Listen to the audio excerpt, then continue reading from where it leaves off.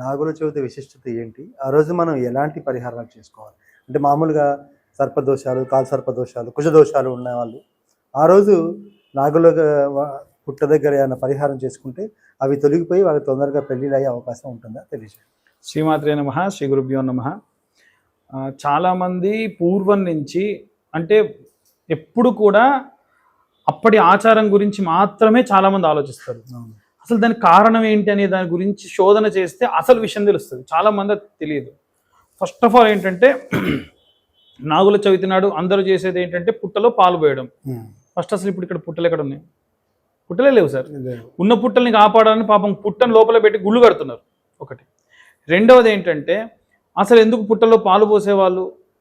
ఆ పుట్టలోకి ఏవైనా సరే చీమలు కొంచెం దగ్గరికి కట్టి పెడితే మనం పాలు పోయడం వల్ల పుట్ట గట్టి పడుతుంది. మనం పాముకి ఒక సరైనటువంటి గృహాన్ని ఏర్పాటు చేయాలి, అది స్థిరంగా ఉండాలి అని పుట్టలో పాలు పోయాలి. పుట్టమనిలో మీరు మామూలుగా పాలు పోసేసి తిప్పని గట్టి పడుతుంది. ఎందుకు? సో అలా గట్టి పట్టడానికి కొంతమంది ఇళ్లలో ఆచారం ఉంటుంది. నాగుల చవితి నాడు పుట్టమని తీసుకొచ్చి దాంట్లో పాలు కలిపి, వీలైతే కొంచెం అట్టిపండు కలిపి బాగా దగ్గరికి చేసి పుట్టలాగా తయారు చేసి ఇంట్లో గౌరమ్మ దగ్గర పెట్టి ఇంత బెల్లము ఇంత నైవేద్యంగా పెట్టి తీసుకెళ్ళి పుట్టలో వదిలేస్తారు దాన్ని.